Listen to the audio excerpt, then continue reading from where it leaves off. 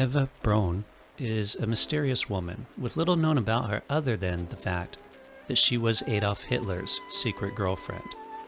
She was a woman who spent more than a decade in Adolf Hitler's inner circle, mostly out of sight of the public, only to marry him before they both died in a bunker in Berlin on April 30th, 1945. A photographer, office assistant, and later Hitler's private companion, Eva lived a life of comfort and privilege at the center of the Nazi regime, while remaining almost invisible to the German public. Eva Anna Paula Braun was born on February 6, 1912, in Munich, Germany, the middle child of a school teacher, Friedrich Braun, and his wife.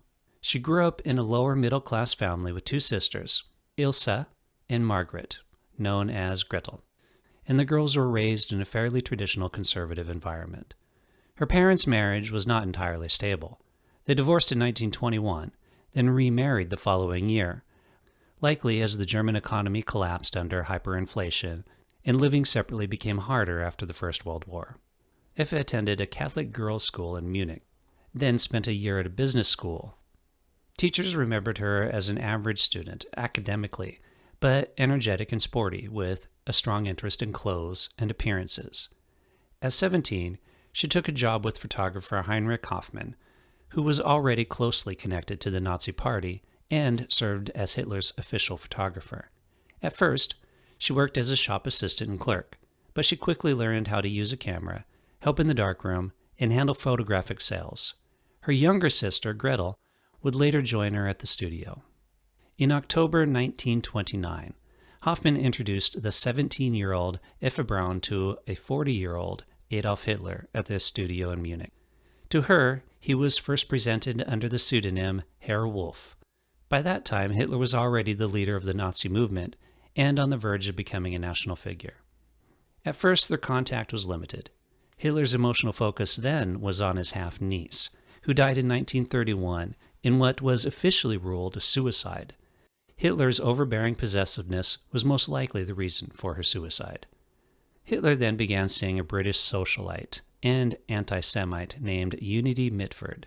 Mitford attempted suicide after the start of World War II and was sent back to England, where she died in 1948. Throughout this time with Mitford, Hitler continued to grow closer to Eva. Eva wrote in her diary of Mitford, "She is known as the Valkyrie and looks the part, including her legs. I, the mistress of the greatest man in Germany and the whole world, I sit here waiting while the sun mocks me through the window panes." After Mitford left for England, Braun became Hitler's sole companion. Their early relationship was turbulent. In 1932, Braun attempted suicide by shooting herself in the chest, and in 1936, she reportedly tried again with an overdose of sleeping pills. Historians generally see these acts as attempts to force Hitler to take her more seriously and to secure her place in his life.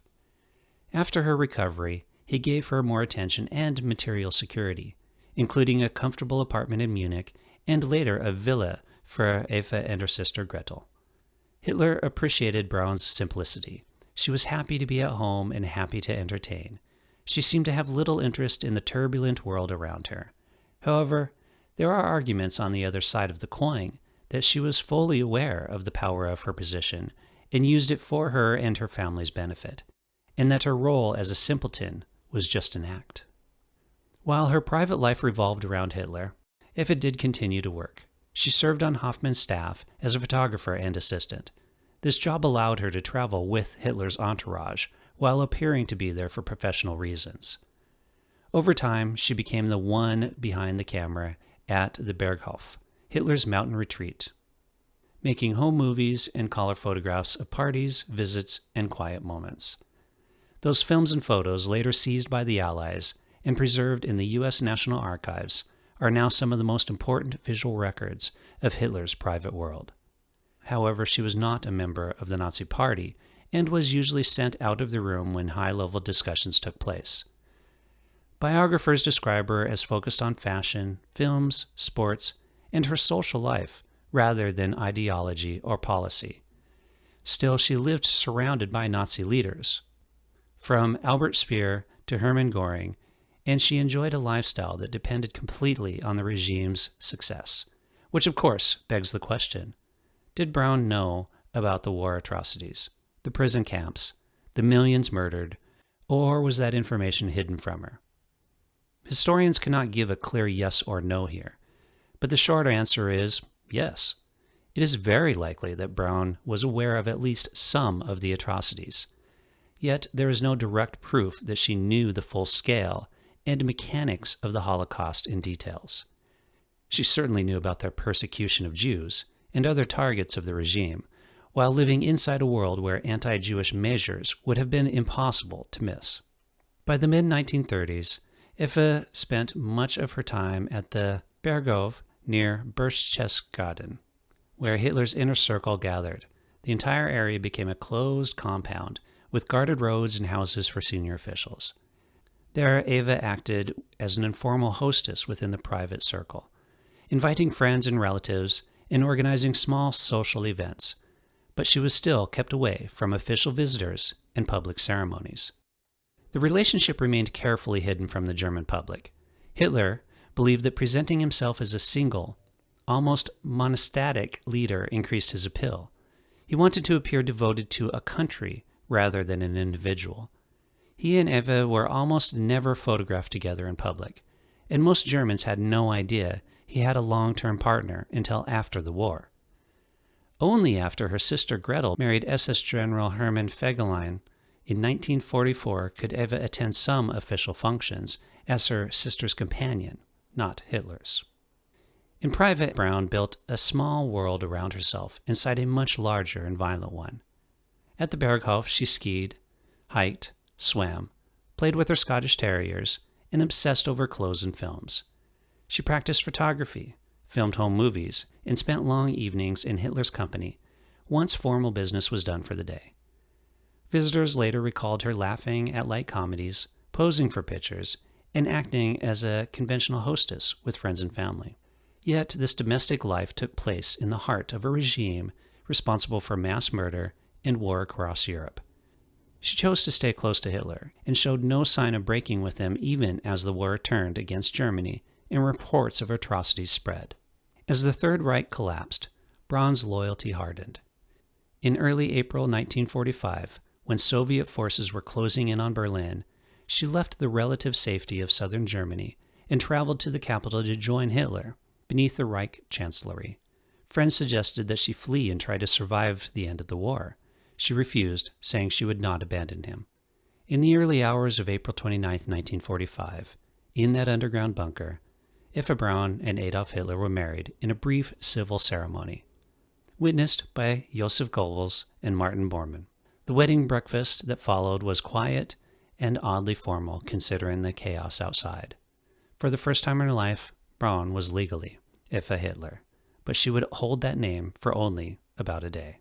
On the afternoon of April 30th, 1945, the couple said goodbye to their staff and retreated to a small sitting room. Shortly afterward, witnesses heard a single gunshot. When aides entered the room, Hitler was dead from a self-inflicted shot to the head, and Eva was beside him, having taken cyanide. Their bodies were carried up to the garden, doused in fuel, and burned as Soviet shells fell nearby. Eva Braun was 33. Soviet forces later found and examined dental remains that matched both Hitler and Braun, with Hitler's staff confirming the identification. Her body was moved and reburied several times by Soviet authorities before the remains tied to Hitler and his inner circle were reportedly destroyed in 1970. Eva's immediate family survived the war. Her parents later lived quietly in Bavaria. Her father died in 1964, her mother in 1976. Her sister Gretel was widowed in 1945, but later gave birth to a daughter named Eva. That same year, she remarried. Gretel died in 1987. Her older sister Ilse married twice and died in 1979. Today, Eva Braun's legacy is complicated and uncomfortable. She was not a commander, minister, or strategist. Instead, she represents a different kind of figure in the history of Nazi Germany, someone who chose a life of shallow privilege inside a criminal regime and never walked away. Her photographs and home movies are now studied as historical documents, offering a window into the private face of a dictatorship that brought devastation across Europe, and into the life of the woman who chose to stay at Hitler's side until the very end. We know very little about her actual beliefs and motivations. Was she just a simple, middle-class girl who liked fancy clothing and to be at the side of a dictator? Or was she a true believer whose whispers could influence one of the most destructive figures of the 20th century?